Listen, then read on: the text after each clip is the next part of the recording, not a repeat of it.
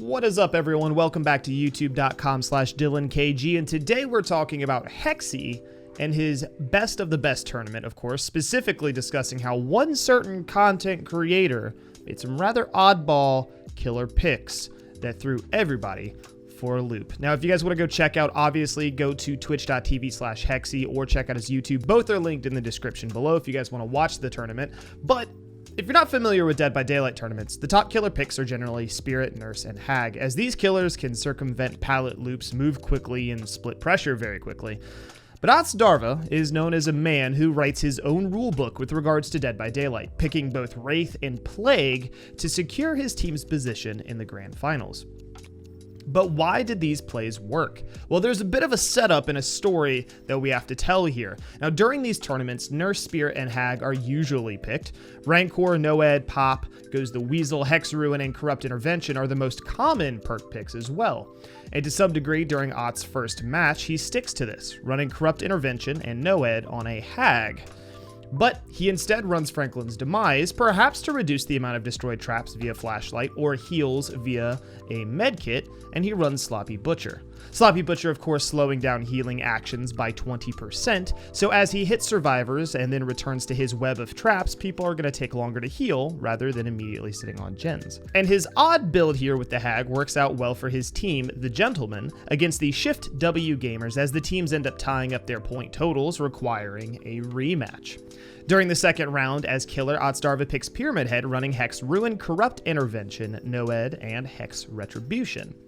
Now, the problem with running Corrupt Intervention on a killer with low mobility, like Pyramid Head, is that survivors almost entirely wait for 2 minutes before making many moves on generators, and Otzdarva felt that. He struggled finding survivors, resulting in him having no pressure in the early game and only getting a hook after a gen has popped. Without strong 3-gen pressure, Otz ended up chasing people away to areas where there were no gens, allowing people to circumvent the fact that he has Hex Ruin. And this leads to gens unfortunately getting slammed and Otz getting little to no pressure from his perks either. And unfortunately, this is what puts his team, the Gentlemen, into the loser's bracket, giving Shift W gamers the win. Now, it seems like at this moment, this is when Otz decided to play the game a bit differently to his own beat. When matching with Shattered Dreams in the loser's bracket, Otz runs an unexpected Wraith with All-Seeing Eye add-on.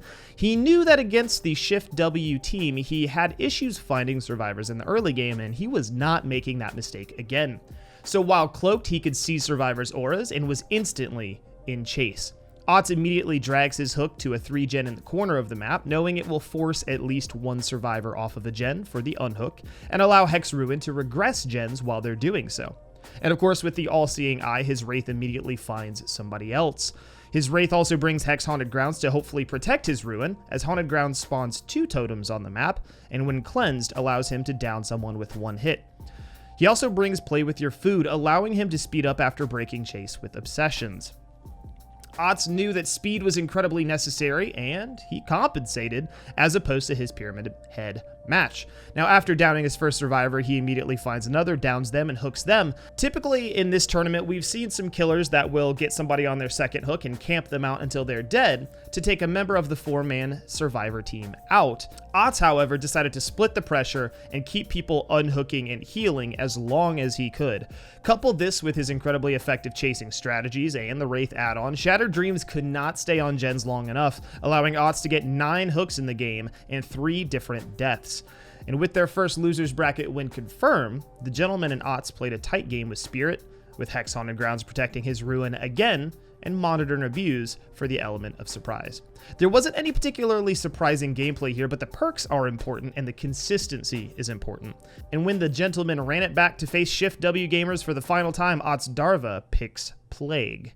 When Shift W's survivors were practicing, who knows if they scrimmed against Plague, so this odd pick may have thrown them for a bit of a loop, but Otzdarva brings Bamboozle, something even more different, knowing that Plague struggles with windows. He also brings Hex Ruin, but instead of Hex Haunted Grounds, he switches it up to Hex Devour Hope. If the teams have been watching Otz play previously, they know that he has brought Hex Haunted Grounds for at least 2 games in a row. And Otz hedged his bets that they would leave any totems they saw alone, assuming his Devour Hope was in fact Haunted Grounds. Otz played a tight game, again splitting pressure constantly, making people sick and running people off gens so that Hex Ruin could regress gens again at 200% speed. He bounced from survivor to survivor with information from his Rancor perk, hooking people fast enough to really slow down the game and keep 2 to 3 people off of generators nearly at all times.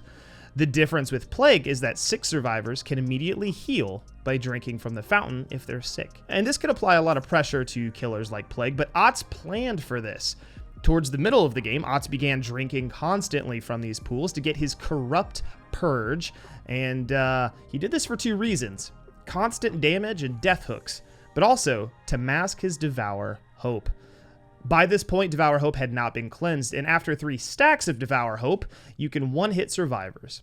But survivors are never notified of their exposed status effect if a killer downs someone with their abilities. And so, Otz gets 5 stacks with his Devour Hope, masking its presence all the way until the moment he moried his obsession mid-game. So let's ask ourselves, how did his Plague and Wraith picks work out so well for him? Let's start with figuring out where he struggled and how Otz adapted. Otz knew he would have to find people faster after his Pyramid Head match went so slowly. Otz knew he would have to find people much faster than he did in his previous games, and so he didn't bring a perk that everybody has continued to bring for most of this game. He didn't bring Corrupt Intervention. He wanted people to hop on gens nearly immediately instead of waiting 2 minutes and hiding and waiting out Corrupt Intervention, and then him having a useless perk after the first initial 2 minutes of the match. By doing this, he actually was able to find people much more quickly. Next, we have the psychology of protecting Hex Ruin. Otz knew that multiple totems in play would potentially scare survivors from cleansing them, which protected his Ruin for a good percentage of both matches. He then took advantage of Hex Ruin by splitting his pressure. He ended chases quickly and got people on hooks, or he made them sick and then split off to get another survivor. And he never camped to them. He walked away entirely, enticing people to come off gens and unhook, and that would cause their gens to start passively regressing with Hex Ruin. And while they did that, he would be tying up a 3rd survivor by chasing and hooking them, keeping pressure consistently and constantly on the maps. Doing this repetitiously made it very difficult for both teams to stay on gens for a consistent period of time, fighting Hex Ruin's regression every time they had to make a save or drink from a well. Secondarily, Otz brought at least 1 perk that would constantly help the specific killer that he was playing. In Wraith's case, he brought Play With Your Food for speed, and even brought an add-on to help him guarantee that he found survivors. And with Plague, he brought Bamboozle, knowing that windows are a huge pain point for Plague and her abilities. Otz brought perks that more consistently got usage and threw survivors off. He coupled that then with strong gameplay, potential early 3 gens, and that really changed it for the Gentleman's team. Now, what do you guys think for Otz's play? How much does meta really matter when it comes to DBD after seeing how Otzdarva was able to play these teams? Let me know in the comments below, and of course, I will pray to the entity to see you guys in the next video.